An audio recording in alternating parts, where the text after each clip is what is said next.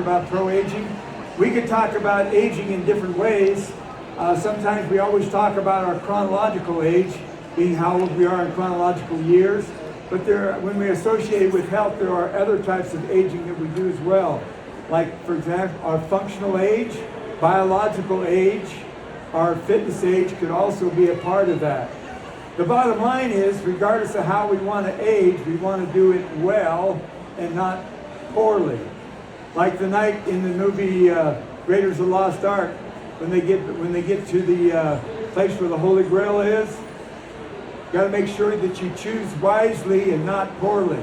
So make the right choices. Anyway, by way of introduction, my name is Dr. Vince Miner. I'm a retired college professor from Utah Valley University, where I taught upper division classes to medical students, people going into the medical field, and sports med.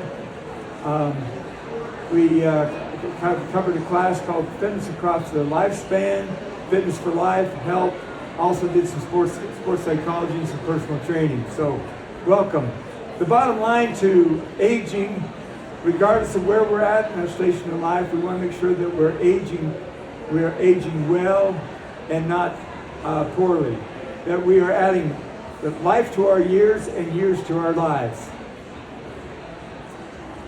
Our body is in constant repair. We're losing cells and gaining cells on a daily basis. Some organs in our bodies or systems repair quicker than others, some not. But there are three important elements or things that each cell needs in order of importance. They are oxygen, water, and nutrients. We can go, 3 or 4 minutes without a cell having oxygen, and it'll die. In a matter of, depending upon conditions, within a short period of time, 2, 3, 4 days, depending upon the temperature of things, we could be in trouble without having proper hydration. And within a few days or 2 or 3 weeks, we could be having problems with our lives with regards to nutrition. So making sure that our cells get fed those important elements on a consistent basis is going to help those cells perform, and as we help them function and perform, we're also going to help them age and repair and those elements. So it's important to keep that in mind. If you've been walking around the fair, there are a lot of booths and places that have talked about these things in detail. Obviously, in a short period of time, we won't be able to cover as many things as I'd like, but if you have questions, we can meet afterwards. I'd be glad to talk with you in depth about anything. My wife right here has a clipboard. We can send you the slides via email if you want a copy of the slides as well. Keep in mind that our body is constantly going through that. If we're feeding it the right nutrients, making sure it's hydrated, and proper oxygen, we are going to age in a good way. Fitness age is kind of an interesting thing. There's a guy that passed away a few years ago by the name of Jack LaLanne, and he was in his 80s, and his fitness age was crazy good because he took such good care of his body. His fitness age was that of a 29-year-old when he was in his 80s. Having a good functional age or a good fitness age is even more important than our chronological age. One of the things that's going to help us age well, obviously, is our diet. Just 2 or 3 quick points about diet. I feel like I'm preaching a little bit to the choir here because you guys understand a lot about this. But make sure that we always have good balance in our nutrition. Very key word, good balance. The second thing that we're getting nutrients that are acting on a cellular level in the mitochondria of the cell, meaning its bioavailability or how our body uses it or absorbs it. That is also important with things like supplements or other types of things that we might be putting into our body. How that is happening is crucial to the value of that particular supplement or ingredient or food or whatever we might be using there. We've often heard the 80-10 rule. I like to bump it up a little bit and have it 90-10, instead of 80-20, have it 90-10. We don't have to be perfect all the time. Every once in a while we can have that treat that we really enjoy, but we need to be consistently trying 80 to 90% of the time doing those things from a nutritional standpoint that are going to help our cells replenish, repair, and build themselves so that we age properly. So, avoiding what I call the 5 white killers. Now, the white killers aren't all bad because we need some of them, but we just don't need them in abundance. And I've listed those here. You've got sugar, salt, processed flour.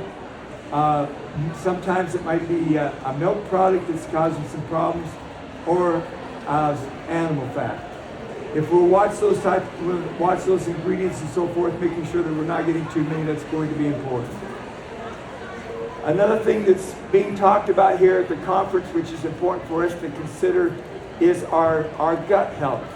And that we've heard a lot in recent years about the correlation between how our gut is functioning and the other systems of the body, and the connection between our gut and how our brain is functioning. If you want kind of a hot button of what's going on in the world with regards to health and health issues, just turn your TV on a while. Instead of watching the programs, watch the commercials. Okay? What kind of commercials are we seeing on TV? Because those are the hot buttons. That's what people are having problems with. Sleep, immune system, skin issues, cardiovascular issues, anxiety could be there, joint pain, depression, hair loss. I mean, those commercials are coming up all the time. If we stop to think about how we're aging and we're doing the right things for our body, those types of elements are going to be subdued substantially. We are going to be focused more on a positive element than we are on the negative. So as we ramble on through our lives, whatever be our goal, keep our eye upon the donut and not upon the hole. So those type of things are going to be important for us to keep in mind. Keep in mind look up that word bioavailability and put it to the test with whatever you're putting in your body or you're buying to supplement maybe your diet, or it might be some type of nutrient and so forth. That how it is absorbed by the body is very important. All right. Also keep in mind with our gut health that there is a strong correlation between our gut health and our immune system, how it affects the skin, how it affects the other organs of the body, and also that connection with our brain with regards to things like we sometimes hear where people may be anxious, or people may have anxiety, or they might be depressed. If we can make sure that the gut is doing its proper function and taking care of the right nutrients and that transformation there, that will also help some of these other issues. So if you're having some problems with that, it could be because of the healthy elements that are going on in your gut. Another key element in our bodies is our collagen. Collagen is the most abundant protein we have in our body. It's extremely important in the repair and the replacement of cells, because as we age, we lose our ability to produce collagen. And the collagen molecule is really unique. It's just not collagen all by itself. In its natural form, collagen has hyaluronic acid, which I know a lot of you understand is very important in holding moisture. It's a part of the synovial fluid of our joints. Collagen is a big part of not only our hair and our nails and our connective tissue, like our cartilage and our tendons, our bones and so forth, but it's also a part of our soft tissues, the vital organs of the body, our circulatory system, our respiratory system, and our elimination system are all tied to the proteins and having collagen in there, so those organs can repair themselves on a daily basis. And if you help and fix that functioning of how an organ repairs, you're going to fix how it functions and how it works. So that's going to help your body in the long run also do well with regards to your aging process. So we could talk a little bit more about that, but just understand that by the time we hit 30 years of age, our collagen is on a decline. And if we can do some things to help promote the natural production in our body or supplement with that, it's going to help us age. The next thing I'd like to talk about, everybody knows that water is important. Most of us walk around chronically dehydrated. We need to make sure that we're getting enough water into our system and drinking lots of good, clean, fresh water. I'm a fanatic about water. I don't have a lot of time to get into it here today, but understand that water, all waters, and especially bottled waters and things, are not created equal. Do some homework about what's going on. Reverse osmosis is a great way to cleanse water and clean it, keep it pure. But it also takes out everything else. If you'll notice in products that have been reversed osmosis, they put back in chemicals to give it some taste and flavor. In its natural form, water has lots of minerals and things that are really important for the aging. When my kids were little, we used to go to the mountains and get spring water. And in that spring water, when we bring it back and drink it over the next few days, my kids called it chubby water. And I said, why are you calling it chubby water? He said, well, it tastes different. When I put it in my mouth, it feels there's something more to it than just the regular water that I get out of my tap or bottled water. So keep in mind that the minerals that we get from water are extremely important. And if a product has had all those filtered out through which is cleansing the water is great, but we also want to make sure that we're getting those minerals in our water, which is also important in our diet. We could get more into minerals, which are also important in our aging process, but keeping our body hydrated. And I made a list here of all the benefits. I won't go through all those, but understand how that helps our body to function, eliminate waste. If we've been going through an illness or we've had problems, where the doctor says, well, drink lots of liquid, flush it through, get it through your system. So keeping ourselves hydrated and drinking lots of the best water we can get our hands on, extremely important. How are we doing for time? I'm getting here again. Doing good. All right? We hear a lot about exercise. I'm not going to get into a lot about exercise. Just understand we know that it's important. It's going to help us live longer. It's going to help us take care of our muscles, whether it's cardio, whether it's stretching, whether it's we're doing strength training, whatever it might be. The key element I want you to take away from exercise is that oxygen, when we're forcing our body to do more, we force our body to use more oxygen. And that oxygen consumption, or bringing that in, how we breathe and how we're able to exchange oxygen as we exercise is that important element we talked about right at the very first. The most important element that every cell in the body needs is oxygen. And so if we can focus on our breathing when we exercise, whatever we might be doing, whether it's cycling or walking or running or we're playing pickleball or tennis or whatever it might be, focus on your breathing, because the key element of the exercise is that oxygenation of our cells in our bodies, because they will function better when we're oxygenating our bodies properly. So all these things, I hope that you pay attention to that third point there. Always focus on your breathing technique.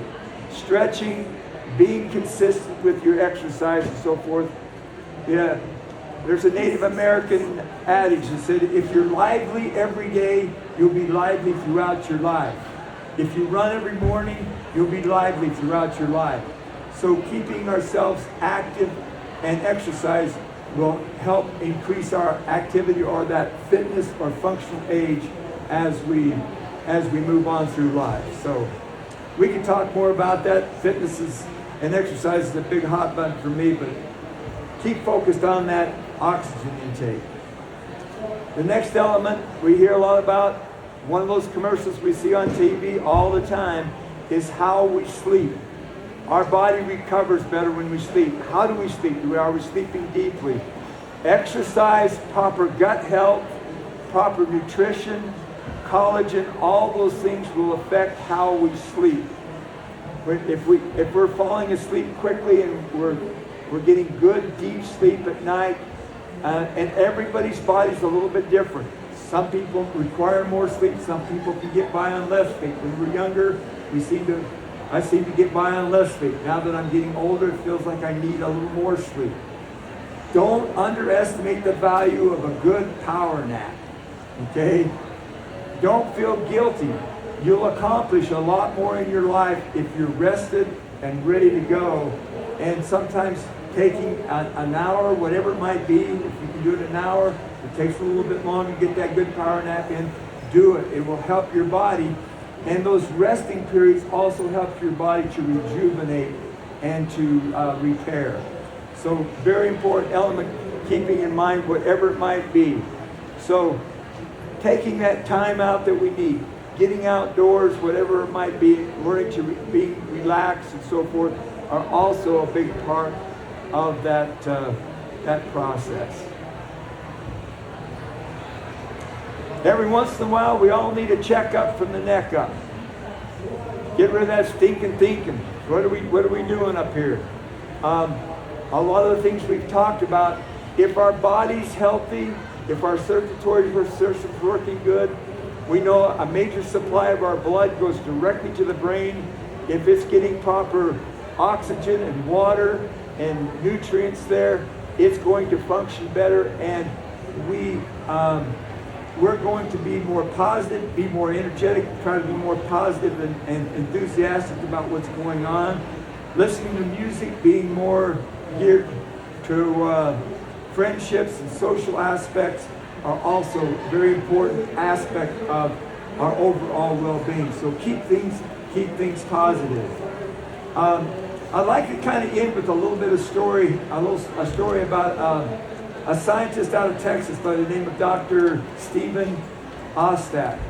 And his research focus is in the area of I want to make sure I get this right, of cellular and structural biology. He's a biologist.